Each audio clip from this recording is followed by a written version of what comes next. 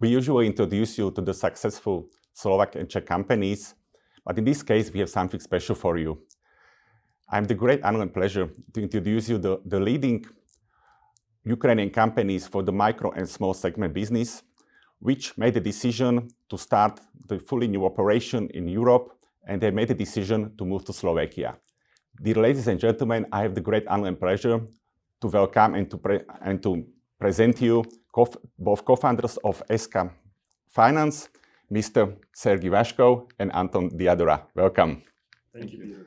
I'm Peter Falis, Chairman of Finance Mastery, and you are watching Finance Club number 36.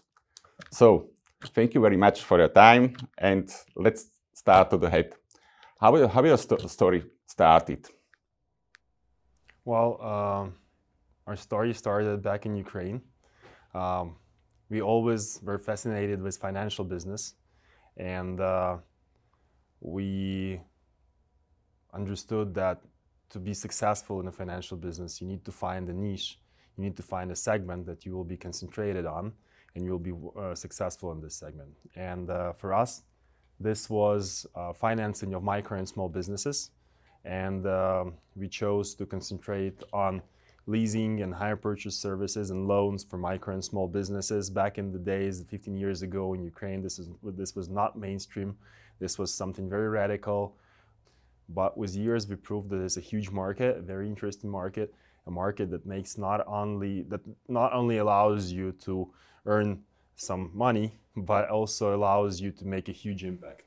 So let me make it clear. So you have been to business since 15 years, right? So how it develop? Have to be the number one in Ukraine in this segment. So I guess the market environment is not that easy. The competition was it hard, or how it developed? Well, I mean, we have been in the business longer than 15 years. We both started working in Ukrainian financial institutions, even during our studies in the institute. But with time, we understood that we want to have our own business. We want to concentrate on something that we do well. And during the 2008 financial crisis,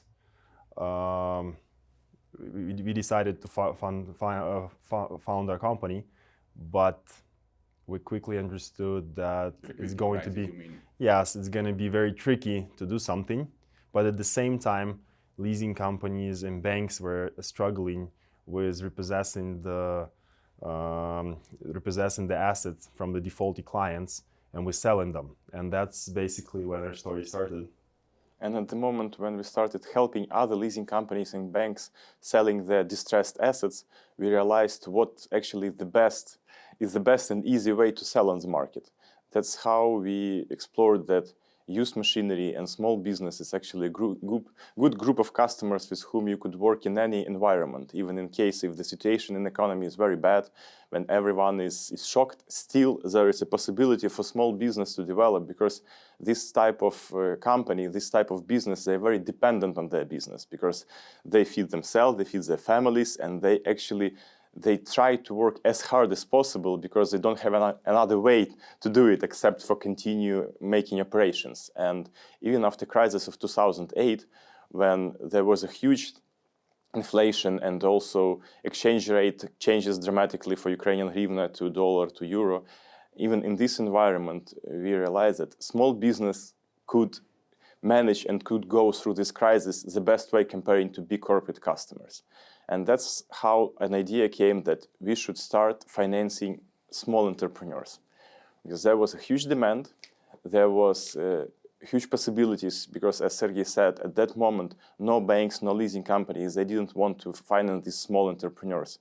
They were concentrated on corporate customers, on corporate business, because it was a big checks, it was easy to finance them, it was easy to maintain big portfolios, but at the same time, this big group of customers, of micro entrepreneurs, they were not covered at all by financial institutions.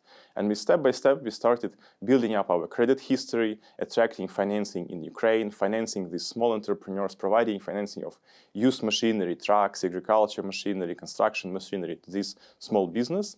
And step by step, from a very scratch, from a very small company, we developed a solid company with a public public reputation, public history, and the history of multiple bond issues. The last one was actually already after the war. It was in the end of the last year. We issued bonds for around 60 million hryvnias, which were successful by the investors, and that was something really fascinating, that the investors believed in us even during the war times. Okay, and so let us to understand. So you prefer the small and micro segment customers in compared to the large companies.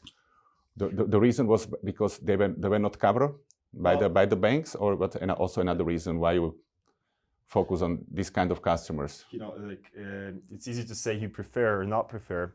You know, to be successful, you have to concentrate on something. And we saw that there is a huge possibility to finance these micro and small entrepreneurs that were struggling to get access to finance. So basically, that is why we saw this opportunity, and that's why we still concentrate on it, because we still see this opportunity. Not only, like, you could think that maybe Ukraine is an undeveloped economy and that's a problem, but in reality, we see that it's all over Europe, it's all over the world, that micro and small entrepreneurs, they have a challenge accessing the finance. And let us understand, what's your unique selling point? Why you are the, let's say, number one for this kind of clients? What you offer extra? What in compared to your competition? Well, you know, going back to the crisis of 2008, 2009, we saw that when we were helping the banks and the leasing companies repossess the assets, we saw that they, in reality, they don't understand a thing about their assets they finance. So basically, for them, financing an excavator or a combine harvester for the agriculture was the same. You know, the manager at the bank, he's always sitting in the fancy office in the city, and he doesn't understand a thing about what he's financing and who is he financing. And we understood that, first of all, we have to understand the assets that we finance. Because when you finance real estate, or like when you give out the car loans, it's easy, you know, the cars are pretty much the same. Real estate, you know the district, you know pretty much how much the square meter price is, and it's there forever, you know, it's not going anywhere. But with the machinery, it's very different. Machines are used for different types of works. Some are very popular in the market, some are not. Some break, some work for, I don't know, 20, 30 years and still retain their value. And we understood that we have to know what assets we finance that will make us different from the banks and from other leasing companies. That's the first thing. And the second thing, we understood that we need to understand the micro and small businesses. We need to understand what is their challenge, why they cannot get financed, what is their problem. You know, they have problem in the financials. Their financials are not transparent. They have a problem filing out the applications to the banks for applying for the loans, because this procedure is time-consuming. It's not obvious for them.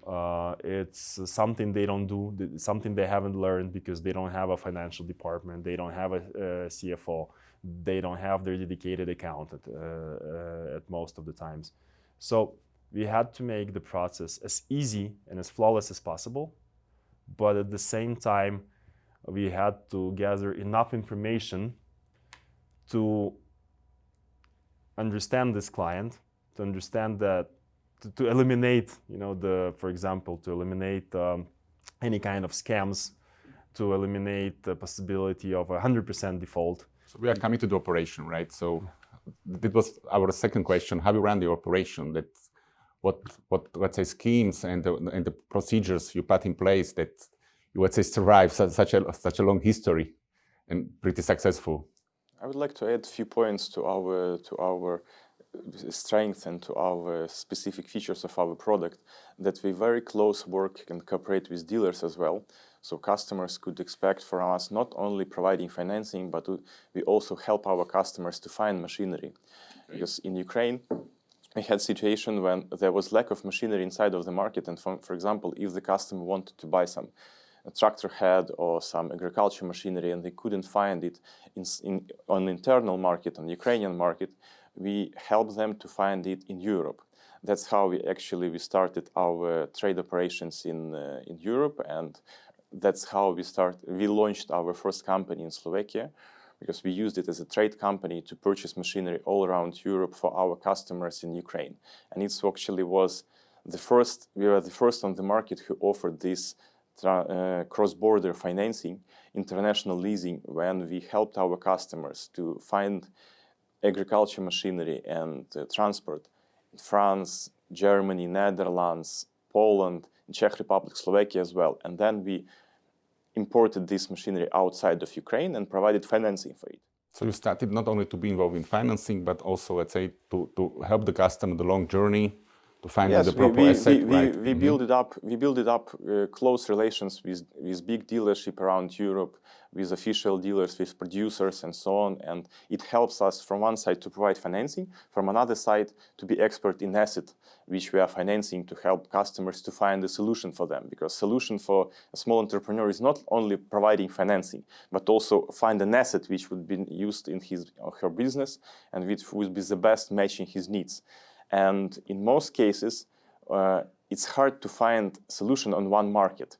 Even now, when we make operations in Slovakia, we see that not always customers could find what they need on local market. And we used to buy machinery from Poland already, from Netherlands, from Germany for our customers from Slovakia, because they try to find a local dealer, but in case if they can't do it, we help them to look outside of the market in Czech Republic as well, and to bring it to Slovakia, register and make financing for it. So it's innovative product which is not working on the market yet in I believe in any country of Europe. Let's just to be clear and to understand. So you are focused on the machinery, agriculture, construction, then trucks and consumer cars. Is it correct? Or I would say that our focus is financing and small and micro entrepreneurs. Okay. And of course their needs are wide, because small entrepreneurs are working in agriculture segment, in transportation, in construction, delivery, so small commercial vehicles, all kind of passenger cars which are used in business as well. These are segments we are active in. So we help our customers to grow, and what helps them grow actually assets which involved in their business. That's our main goal. Okay, regarding running your operation, because everybody will be interested in what's your internal policy, what's your risk procedures, right? What you have in place?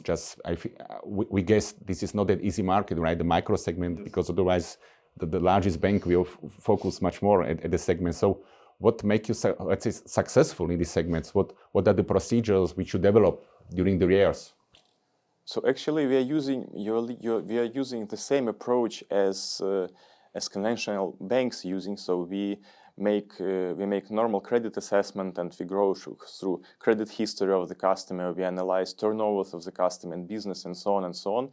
But we are doing it fast, because we created a technology. We made up a scoring system which allows us collecting all this information about customers to make a credit decision fast. So we eliminate all kinds of risks which are related to the customers. We eliminate frauds, and we make a proper assessment of the asset we finance. So we know exactly what we are financing. And all these three elements allowed us to build a solid, diversified, and secure portfolio. But we are just doing it more efficient than conventional banks and financial institutions, because we don't have this legacy. Of course, we could understand why big institutions, they had to follow these strict procedures, and it's possible that in some cases the deal could take up to 1 month even. Because it's a big organizations, they have legacy IT systems which are hard to adopt to current environment. And in current environment, it's possible to get a lot of information about customers during one minute, because a lot of data is open. But the question how you use it, which procedures you implement in your company, and how you adopt needs of customers according to your procedures and credit assessment process.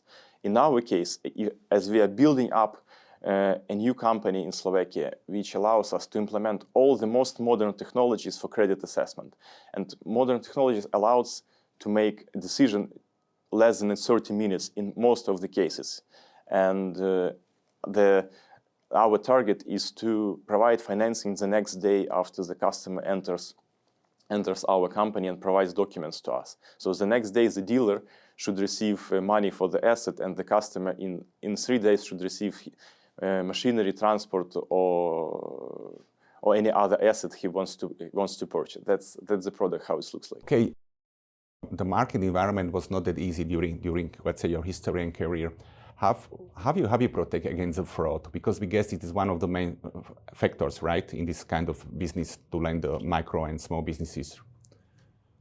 Well, first of all, our type of financing, leasing, it ensures that we stay the owner, the title owner of the machinery, of the vehicle, until it is fully repaid. So this gives us somewhat of a protection.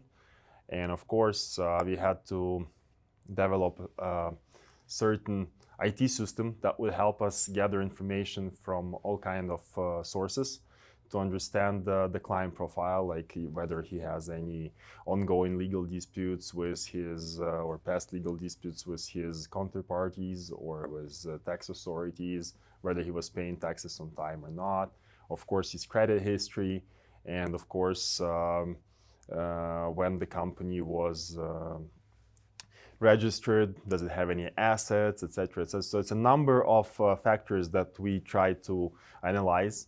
And from that, we try to understand if we can finance him, and if we finance him, what will be the down payment for this machinery. The collateral, so, I mean. For the collateral that will allow us to minimize the risks. What was very interesting, that you also check the public databases, public available sources, not only the paid databases, right? So from Facebook to different databases. So is yes, it right? Yes, Correct? Sometimes you could get information about the person by phone number, by just name and information in the internet. So current environment allows you collect a lot of data of the customers. The question how you use it and which procedures you implement to make evaluation of the customer.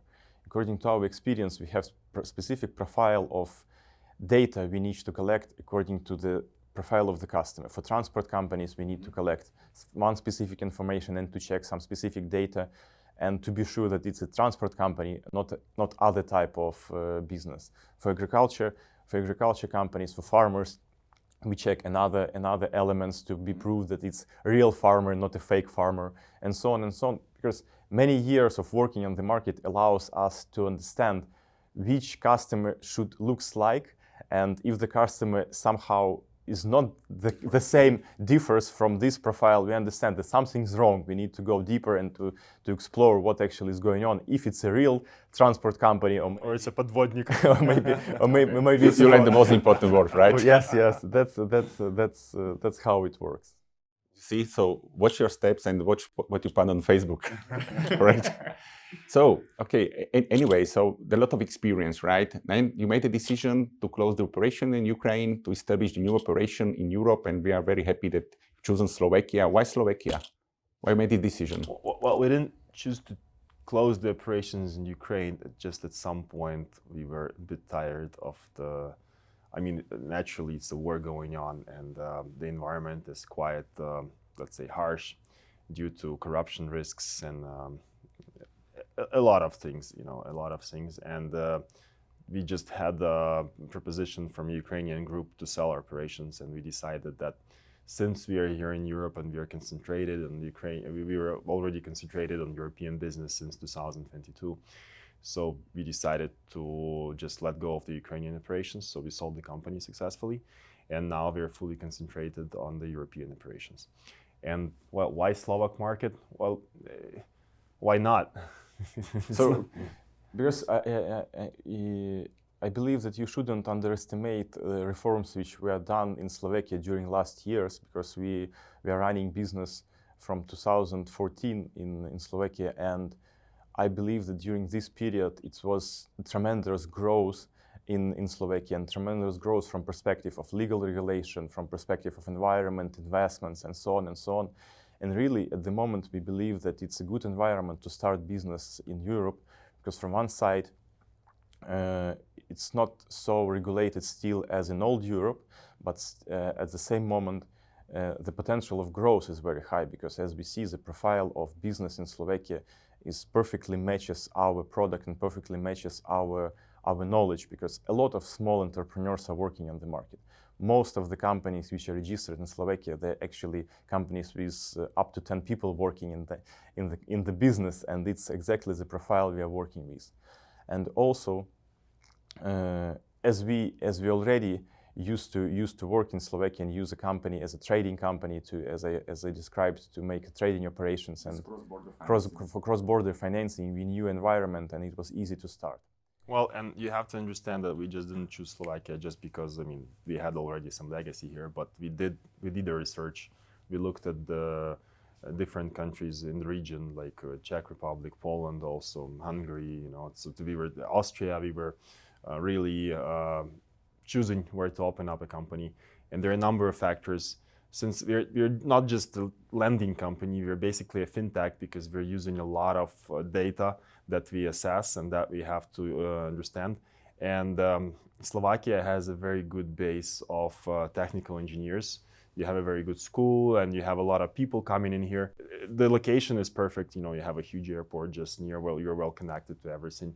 And I mean, the regulatory environment is very nice. Yes, we are called to be the heart of the Europe. For the record, for the government agencies, we can use it as a promotion for Slovakia to attract the foreign investors. Thank you very much. Just coming back to the business environment. So what do you have found here? What's the market? What are the main competitors? How you want to attract the customers? How you already attract customers? How you work here? If you can share with your experience with us. It's from one point, it's very similar. The customer base is very similar to Ukraine, like micro and small enterprise. From the other point, the business environment is very different from Ukraine. So, like in Ukraine, we never had agents and credit or leasing agents or brokers. Here in Slovakia, we see that it's very developed. We see that in Slovakia, the economy is actually very, very active. You have a lot of companies developing. There are a lot of family companies.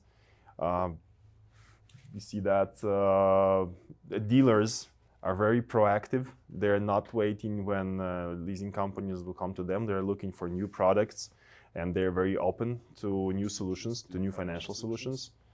At the same time, we can't say that there is no competition because competition is tough. What's a unique selling point? Few banks are very active in leasing, and actually penetration of leasing is also high, and financing of micro entrepreneurs is also, it's a competitive field.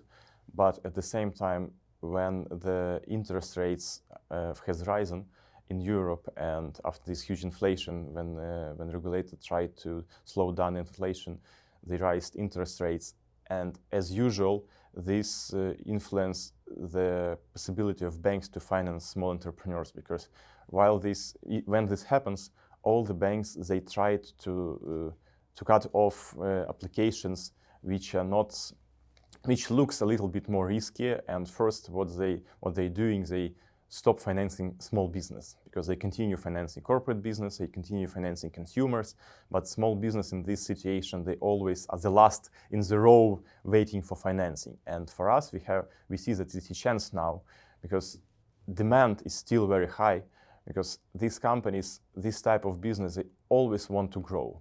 And for some of them, our product may be the only way, except their own investment to grow. Because could you imagine that company who owns, for example, the transport company who owns 2 tractor heads, the semi-trailers, they want to have 2 more. We could provide this financing. We understand that they would like to grow, and just imagine that they could double their business using our tools. I don't think that it's so easy to do through conventional bank financing, because banks at the moment, they're more conservative regarding future projections. They take into account only your previous income, previous cash flow, and so on and so on. And if you calculate this type of business, you can't provide conventionally, you can't provide financing to double their business at the moment. But we believe that it's possible to do, and we prove that it's safe and it works. And we see that there is a good moment for us to start, to continue working with the local business, to help them when banks, which are mainly international, because most of the banks in Slovakia, they have roots in old Europe. And as soon as there are some signs of recession, of some small signs of additional risk on the market, what are they doing first? They cut off financing. They raise interest rates and try to reduce their risk portfolio. Yeah, it's a very good point. We saw it in Ukraine and in Slovakia and in other many countries that international groups, they, from their mother companies, they usually just tend to stop everything on the markets and watch what's going to happen. But that's why we believe that like small local companies, including financial companies, are very important that continue working on their market, that are being supported by the local investors, and that they are supporting the local small and medium businesses, helping them work and develop during the crisis periods. They are very important. But regarding the product, it's very interesting to hear that you see the growth, because with the increased supply and slower demand and the price softening of the market, we would guess it will go the different way for the new products, right? Well, not exactly, because as we have mentioned that still big banks, they tend to finance big clients, or they tend to finance easy products such as car credit, home loans, etc. And they don't want to concentrate on small companies. So even if the interest rate go down, it doesn't mean that it makes it easier for the small companies to receive financing. There is a study from the ECB which shows that micro and small companies use leasing as a service, as a financial service. Only 16% of the small companies use leasing, compared to 60% of the big companies. So it's always considered, what is the advantage to buy or to lease? Well, we're not talking about lease as a rent, we're talking about lease as a financial service, but the question is not about the advantage, the question about that micro and small companies, they are just not comfortable with applying to the banks, that's first. And second, banks tend to decline their applications in more cases than it happens with the big corporate. And what's your overall portfolio? Because you focus also on the used cars and machineries, right? Compared to the new one. Well, it's actually funny because as Anton was saying, like in 2022, when they started to raise the interest rates and banks started stopping the loan processes rapidly, we saw a number of companies coming to us for financing of new machines, like new trucks, for example, which is totally not our product, because in 99% of the cases we finance used trucks. And we saw some applications for brand new trucks which cost more than 120,000 euros, because like the international banks, they just stopped financing, and they closed the limits for the relatively small and medium companies, like the ones that have like 10-15 trucks in their fleet. And we had some of those applications. That was very interesting. Sergey, Anton, what is the typical customer in Slovakia? Our typical customer is a customer with turnover up to 500,000 euro turnover per year, and with up to 10 employees working for the company, and also self-employed customers as well, so entrepreneurs. And in each of segments of economy, this profile is the same. So for transport companies is a company with fleet up to 5 trucks, for example, small farmers up to 20-30 hectares of land, and small contractors who are working, subcontractors working for big construction companies, and they have 2 tippers, for example, old excavator and so on, making regular job, working for big construction companies as well. And of course, distributor companies who purchase light commercial vans and light commercial vehicles. And additional profile is a taxi fleets. They also purchase cars from us for their fleets, to develop their fleets in Bratislava as well. I will touch the last point, because you mentioned already as that you have even the cooperation with the largest provider of the services. So what's your typical business model with these taxi companies? So actually, we have specific technology to make assessment even of drivers who are working for Uber or Bolt. This assessment is based on their days they are working for their fleets, and actually their returns, which they have on a regular basis. And based on this information, we can make credit assessment and provide financing for them as well. They usually don't get credit, right, if in the bank, if you are the Ukrainian refugees in Europe, so it's maybe hard to obtain any loan financing, right? Yeah, but that's something we believe is very important, because being immigrants yourself now, we understand that it's very hard to enter into the financial system of the new country, and we know that the banks, they will not provide you any loan unless you have a permanent residency status in the country. If you just have a refugee status, or if you have even a temporary residence, you're not eligible for a loan. And that's what we're trying to do from our side as an impact. We are trying to finance immigrants, not only from Ukraine. In our portfolio, we have immigrants from Serbia, from Jordan, from, Egypt, I think somewhere, like people who are coming from India, people who are coming from different countries. They want to start a business here. They don't want to depend on the government social help. They don't want to come with their hand out. They want to do something to feed their families, to take the control of their life and their future in their hands. And that's something we want to help them with. Even if he's starting a business just as a taxi driver, it's already good. He's paying some taxes, he's contributing to the local economy, he's enrolling into the social life. It's good. I mean, if he's starting some better business, like a small construction, or if he wants to do some deliveries or whatever, it's great. It's something that we want to help them with, and I think this is very important. I think this is very underestimated, because a lot of people are talking about the NGOs that are helping the refugees, but they're helping with the grants, right? With the grants, but this is something, you just give out this money and they don't know what's after. And we're trying to give a tool that will help them develop and that help them earn more money. It's great. It looks very sustainable. So thank you very much for that doing. And actually, how do you see the market? How the inflation, let's say, influence all your business operation or your clients? Besides the rise of the interest rates, do you see any implication of the high inflation? Actually, it's a huge influence on regular business in all areas.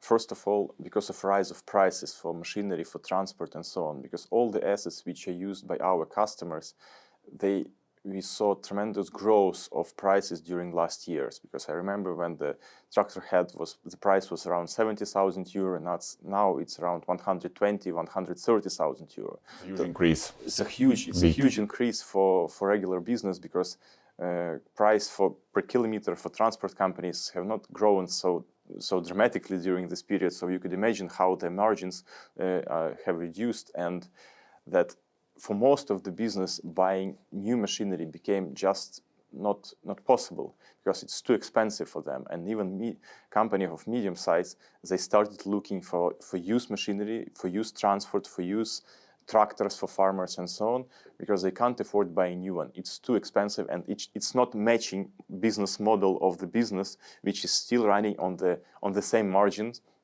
and it was 3-4 years ago. So it's not sustainable long term, right? Under these conditions. For farmers, you can't even imagine what's the normal price of the harvester. It could be up to 500,000 euros. So it more looks like a mortgage credit, not like a financing of a business purchasing agriculture machinery. I think an average mortgage loan in Slovakia would be less than financing of a new harvester. Financing of a new harvester. So what's the solution for that? The solution is that to look for some safer solution, for some machinery which could be even 10 years old, but for example purchased from France. In France, a lot of farms, they're relatively small, they use machines safer with good maintenance, and even after 10 years you can buy this harvester and use it for another 10 years. And it would be a very good solution, because it would cost not 3,500 euro, but it would cost 100,000 euro, for example. Or for a tractor head, you could purchase a tractor head of 2016, and it would up to 30,000 euro, and it would last for another 5 years without any problem. But for the typical customer, small farmer, right, from the south of Slovakia, east of Slovakia, maybe it's very hard to look in France and to the dealers or to the used cars. Then you step in. That's what we are doing actually. So we're not only offering finance, we have a marketplace which is offering our clients a whole range of machinery from all around Europe. So as we say that we specialize in cross-border financing, and we know that's a problem for a customer to look for used machinery. So on our marketplace, he can find the machine, he can see a monthly payment that he'll have to do with it, he can apply for financing, he can ask us to make a technical inspection of this machine. Okay. He can ask us to have a delivery of this machine if it's not in Slovakia. And we will cover all these segments for the client, because we understand that these small clients, they don't have time, they don't have capacity to go to France, to go to Germany or Netherlands or wherever to look for this machine, to make a technical inspection of it, to organize the transport. They just, they're not professional dealers. They just need this machine to do the job. And our main goal is to give them as little distraction as possible. They have to concentrate on their business. They have to earn the money. They have to be in their field. And we will help them do everything that is on the side of purchasing, financing, and delivering them this machine. Great. And regarding the business, because I guess that happens that business is not running smoothly for your customers. So what's next? Have you solved the rising problems of the customers? You mean if the customer is not paying or Right. delays the payment? Late payment, not regular payment. I would say that it's, of course, we understand that this profile of customers, sometimes they have lack of financial planning, and sometimes they are out of schedule of payment as well. And in most cases, we solve it by communication with the customer, because we are not waiting for many, many months until the problem became really big and unsolvable. We start communication with the customer just in a week after the customer delays the payment, and we control how the situation develops. And the easiest way, of course, to offer the customer a solution, because it happens, because it's a business. Sometimes customers are out of business. Sometimes they are not receiving money from their suppliers, contractors, and so on and so on. And it's easy to maintain the problem when you offer the customer, okay, we have an asset, you invested your down payment in this asset, we invested the rest, let's sell it together in the secondary market, release our money, you receive your part, we receive our part, and we solve an issue. Most of the cases are solved this way because we understand it's a normal business, it's our partners. And if you communicate properly, if you describe where is the solution and help the company, help your customer to find the solution, usually you solve it easily. Of course, in some cases, there exist not responsible customers who are trying to avoid responsibility and who are trying not to pay, even in case if they continue working, earning money, and so on, using your asset. In this case, we should be involved and repossess, return the machinery, and sell it on secondary market by ourselves. That's how it works. That's why title of ownership belongs to us during the period of financing. That is the security of us, of our investors who believed in us and with whom we attracted money to finance these operations. That's how we protect ourselves. Okay, and what's your plan? Because you already mentioned that you have the customer from different countries. How easy it is to scale up in Europe if you already studied the market to scale up your operation to different countries? What's your current status and what's your plan? No, it's a huge challenge to scale up in Europe, because when we started the business, as I said, we chose Slovakia, and our general plan was that we will now finance from Slovakia all over Europe because it's so easy, because it's one market. Actually, it's not one market, it's just one market on the paper, but it's different regulation in every country, different administration of taxes, of VAT implications, different languages. So even Czech Republic and Slovakia, they're very near, but there are huge differences in way of regulating legal aspects of leasing, hire purchase services, and loans. So it's very, very different. We started now on 3 markets: Slovakia, Czech Republic, and Poland. We moved. Poland is so far the hardest market to assess. So our general plan, of course, is to expand Europe-wide, but it's not as fast as we would like to. And of course, it's not as easy as we have imagined, but gradually, step by step, I think we will come there. But even now, we provide financing for customers also from Czech Republic and Poland. So we provide cross-border financing from our legal entity in Slovakia. So we serve customers, entrepreneurs from Czech Republic, and provide cross-border financing for them. And we have a few customers from Poland as well. So we believe that this model still could be implemented. We just to develop it. But I believe that still we have a lot of job to do in Slovakia, because the market, from first view, the market, as I heard a lot, the market is not so big, but we believe it's big enough. it's big enough for us to work for the next few years and to implement all our ideas we have at the moment. And to show that really Slovakia could be an office from which we could finance customers from Czech Republic, from Poland, and next from Hungary and so on, because we believe that this region could be served by Slovak office. Okay, great to hear. So, and how are you going to finance all this stuff or your plan? So, I guess you need to have the both, right? To have the customers and funding, to be skilled enough as an intermediary to deploy the money to the market. So, what's the scale? Have you assess it? What's your demand? What's your options on the market to grow? Well, in a classical environment, we use bank loans, we use bond placements, venture debt or private debt, whatever. In Slovakia, so far, we have not been successful with bank loans because all the banks have, as we said, they have their mother companies, and usually they don't want to work with small financial local companies. And competition, absolutely. So, and there are not too many local banks that we can partner with. We would love to partner with local banks. In Ukraine, we had such partnership with a lot of banks, and we were very successful. They didn't have their leasing programs, they didn't have the programs for financing micro and SMEs, so they used us basically to deploy the money through the loans that they were providing to us. But now we created the fresh operation, fresh new company in Europe, and you need to start from scratch? Yes, we need to start from scratch. And the plan A currently is actually bond issues. We see that the bond market is pretty developed, and we have a lot of hopes for the bond issues.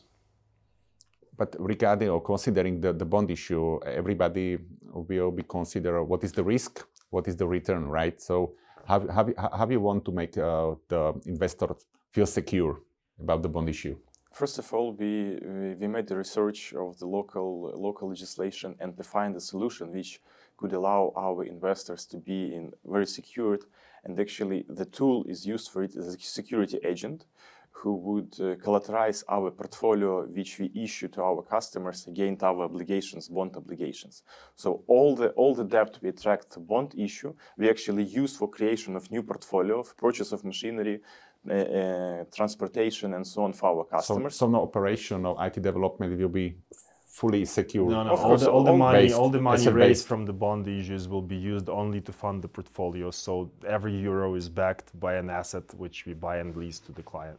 So cover of all expenses and development operations are done by ourselves. So we invest money in the company, and attraction of debt is fully oriented on creation of new portfolio. And this portfolio, as we mentioned, it's asset-based portfolio. So all the assets belongs to us, and we collateralize this asset against this obligation. So every customer, every investor who buys our bonds actually becomes partially owner of portfolio we provide and we create in Slovakia. No, actually, it's the legislation frame of the bond issues in Slovakia is quite developed compared to Ukraine, for example. In Ukraine, we didn't have collateralized bonds. In Slovakia, here you can collateralize the bonds with the portfolio that we have. You have a security agent that will manage the collaterals for the bondholders. So basically, they are safe on that side because they have a security agent who does all the management, who monitors the collaterals, who oversees the performance of the company and the performance of the bond. So I think in this way, the risk of the investor here is, held at a very reasonable levels. And have you secured that the residential value will still be, let's say, positive? With the collateral, or have you make it because you mean there is a residual value of the assets? Yes, of the assets, because in time, right, it's declining.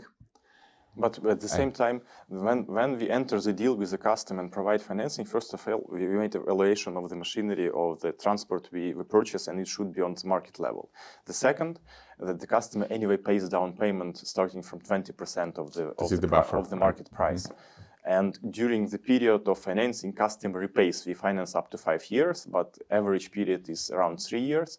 So the customer actually repays on monthly basis the capital of the financing. So even if the price of the machinery declined during the period, repayment is faster than this decline. And at every moment of the contract, residual value of the debt always lower than residual value of the market price of the asset. That's how it's secured. Okay, so this is how you manage your risk. And we calculate when we enter into the deal. We calculate the price of the machinery, and from that we calculate the risk of the client, and we try to keep the market value of the machine 35% at least higher than the residual value of the loan. So in the case of default of the client, we have time to repossess, and we have the budget to repossess the machine, to resell it on the market, and make sure that we do not lose the money, and our investors do not lose the money on that. Okay, so this is how you manage your risk. And regarding the risk of your investors, because we have seen a lot of on the market, right? The big financial group, ESKA Capital, and so on, issue a lot of bonds. No one knows what is going through the daughter companies and what is going to finance. At the end of the day, we have a lot of largest group which are issuing bonds on the daily basis. Let's compare to the small companies, to the let's say to the collateral which is asset backed. So what are the options? How could the investor feel safe? One day you decide, okay, you repossess your assets and you sell it on the market, right? Is it possible? It's not possible because these assets are not used by us, because it's a diversified portfolio of a lot of small customers all around Slovakia. So these assets are used by customers. Customers if they follow the obligations, they're repaying leasing to us. We repay interest and create new portfolio using this money. At the same time, security agents control all the time that our assets are actually higher than our obligations against our bonds issue and against our investors.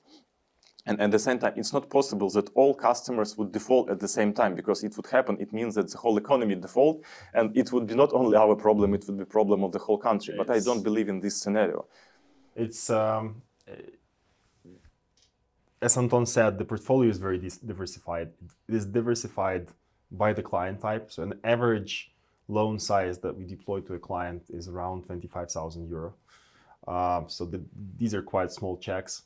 There are different clients from different sectors with different machinery. We do not have a concentration on one client or two clients. So we are really diversified in this case. And now with the bonds, it's a bit of a momentum of the risks, because we saw like a huge bankruptcy of Signa in Austria, where they have not, they could not meet the rise in interest rates, and they had like real estate portfolio which was bulletproof by the conviction of the investors. But in this case, you can see that like real estate can be really tricky during the interest rise rates, because the demand falls. In our case, it's a lot of clients, small clients, with a lot of machinery that is very liquid on the market, that is easy to sell.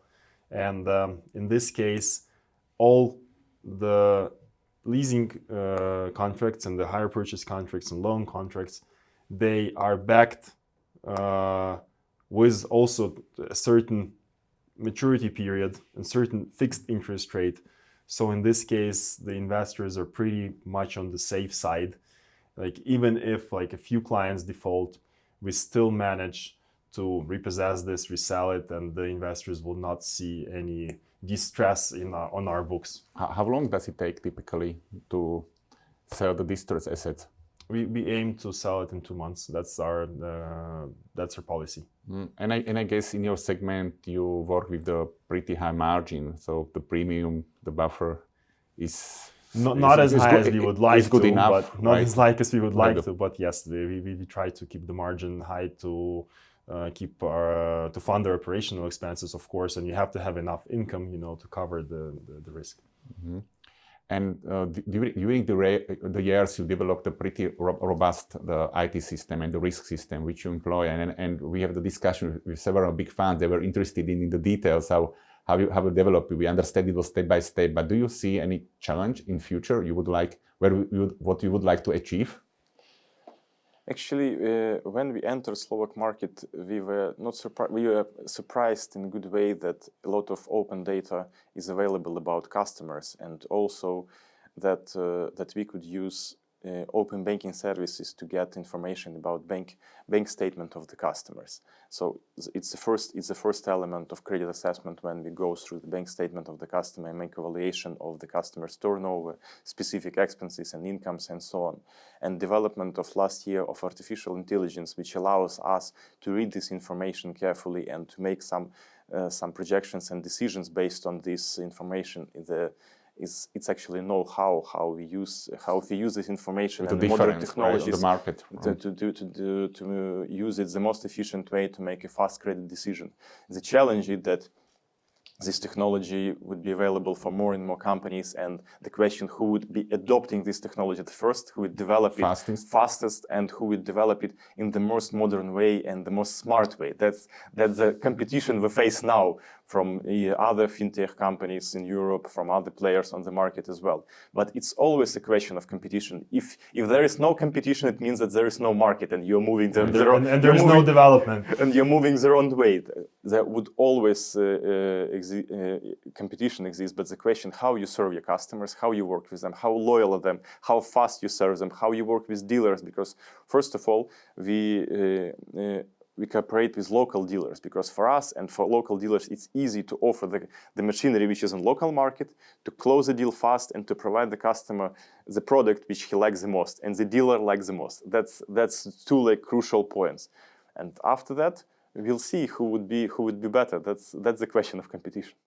Well, and the main problems when we are talking about banks, it's the legacy of the IT systems. They cannot adapt the rapid changes we see in AI, in machine learning, in APIs, in connection to all kinds of open data sources. Our IT system is very flexible and very fluid. So we try to we don't have this legacy because we moved to Europe, we're building it from the scratch. Have you found the good partners, good skilled experience in the IT also in Slovakia you can cooperate with? Yeah, of course. As I mentioned earlier, Slovakia is very strong in IT. There are a lot of companies, a lot of developers, and a lot of technical staff that is good. You can find people at a reasonable price still, which is very challenging in the IT. But the technical background here is very good. On the European markets, the financial intermediary mostly are considered the banks, which deployed huge sums of the money to the local economies. But sometimes there is a niche. There are the new companies on the market established where they have experience, they see the niche, and they can serve the customers. Of course, a lot of them are facing the lack of funding, which they can deploy to the economy. They are looking for different kinds of sources. One of the most regulated sources is the bond market, which is very high capital markets, very transparent based on the regulation. And you have made a decision, you want to start in Europe with the issue approved by the National Bank. So why you have done it and why you think you will be attractive enough for the investors? First of all, because we see a huge demand from our customers on local market, because we finance small entrepreneurs in different segments of economy. It's a small transport companies, small farmers, contractors, companies who are looking for passenger cars and commercial vehicles for delivery and using in the business.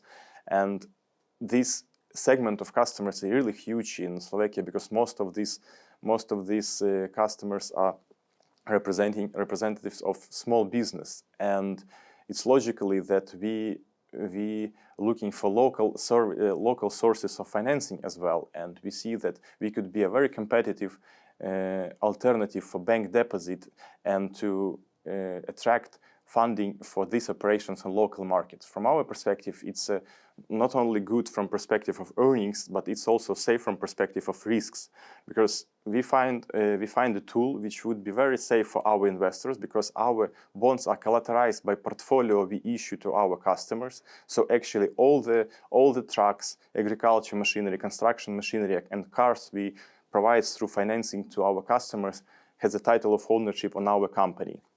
And these machineries are collateralized against our bond issues through the security agent. So independent security agent controls all the assets we allocate to our customers and controls our financial statements, that at every moment when we attract financing from our investors, these investors are allocated directly to the portfolio, and it's served on proper level. That's how it's secured. And the